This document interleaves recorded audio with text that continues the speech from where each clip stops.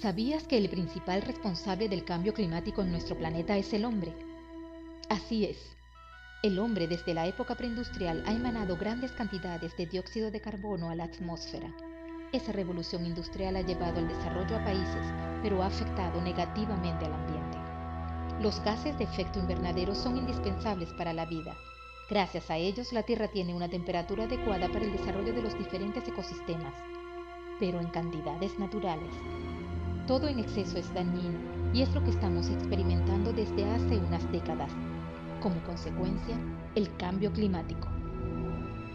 La utilización de combustibles fósiles para las industrias y el transporte han aumentado las emanaciones de estos gases.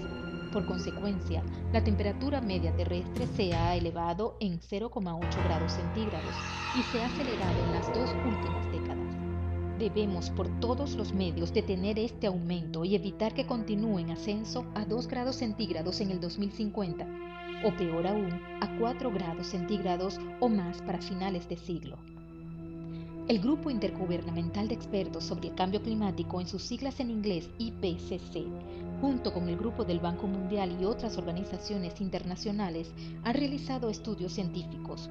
Estos se encuentran publicados en sus páginas web, al alcance de todos.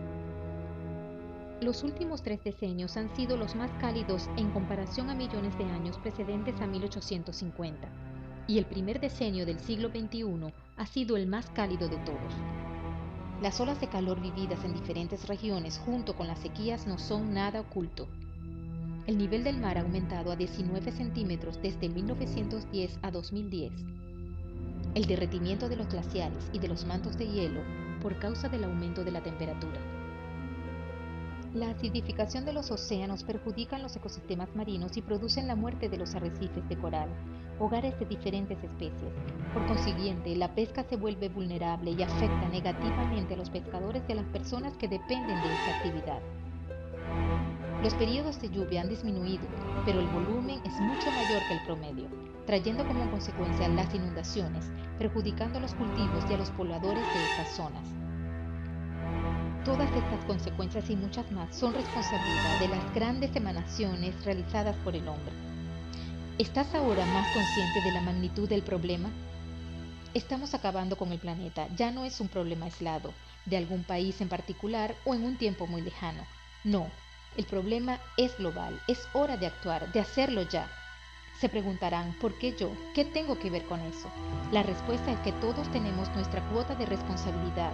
Somos responsables de lo que hemos hecho, de lo que estamos haciendo y de lo que pasará en el futuro, directa o indirectamente. Quizá víctimas del sistema, pero no es razón para no preocuparnos porque ya estamos siendo afectados.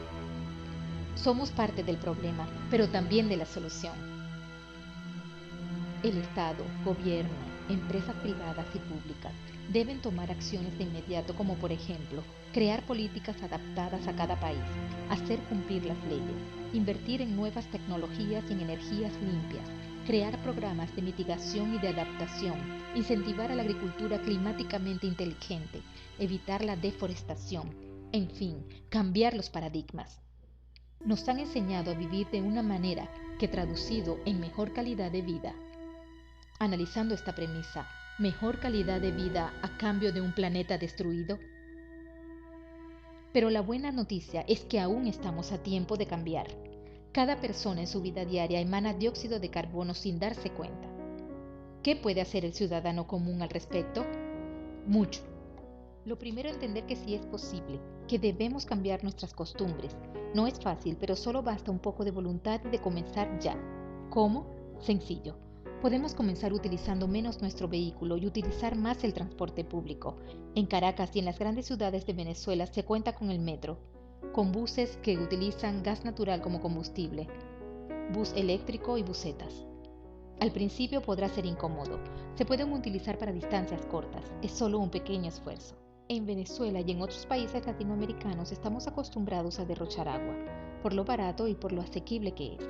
Pero el agua es un recurso muy vulnerable, que es renovable si la cuidamos. América Latina cuenta con grandes reservas, pero no es razón para malgastarla.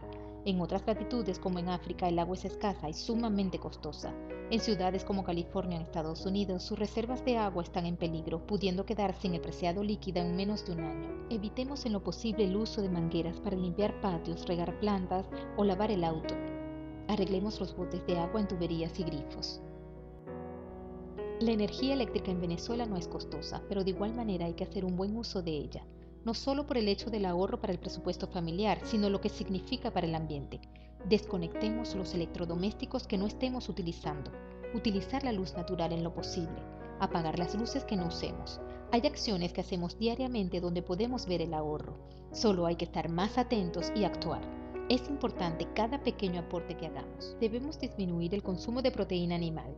Mantener estas industrias es muy contaminante, generan grandes emanaciones de gases. Quizás se oiga extraño, pero satisfacer las necesidades cárnicas de la población influye negativamente al ambiente. El sistema nos ha enseñado que comer proteína animal es beneficioso y nutritivo, y quizá lo sea, pero hay otros alimentos de origen vegetal con igual o más contenido proteico que la carne animal. Al final, los empresarios ven a los animales como un producto más y piensan solo en sus jugosas ganancias. En lo posible debemos comer alimentos naturales, menos procesados y de la época. Son más nutritivos y produciremos menos desperdicios. El aceite doméstico es altamente contaminante. No se debe desechar por el desagüe del lavaplatos. Este debe ser recolectado en envases plásticos con tapa y pueden contener residuos de comida. Hay empresas que se dedican a la fabricación de manera artesanal de jabones. Otro residuo que debemos evitar su uso son las bolsas plásticas. Cada vez que compramos algo nos dan bolsas. Estas deben ser reutilizadas o recicladas. Podemos ir al mercado y llevar bolsas de tela o biodegradables para transportar nuestras compras. Debemos aprender a reutilizar, recolectar y reciclar los desechos sólidos. Debería ser algo que tengamos en cuenta cada vez que nos dirijamos a botar algo. Mucha de la basura que botamos puede ser reciclable, como por ejemplo el papel, cartón, vidrio, plástico, aluminio, metal, envases Tetra Pak, etc. Antes de desechar algo, piense si puede ser reciclado. En Internet pueden conseguir infinidades de empresas dedicadas a la recolección y al reciclaje. Solo es cuestión de proponérselo y actuar. Al principio será un poco difícil cambiar nuestras costumbres, pero luego se volverán algo cotidiano. Comiencen con realizar alguno de estos aportes, por algo se empieza, y piensen que es por y para el planeta, por la descendencia, por la perpetuación de la vida en la Tierra. De seguro te sentirás a gusto contigo y útil. No esperemos que sea impuesto u obligatorio. Hagámoslo convencidos que es lo mejor para todos. Se convertirá en una reacción en cadena. Serás ejemplo para otros y, lo más importante, estaremos contribuyendo con un planeta más sano, menos cálido y más equilibrado. Solo tomemos conciencia, reflexionemos y actuemos. Gracias por su atención. Una piel de monte y una flor en la conciencia. Qué linda sería la tierra fuera.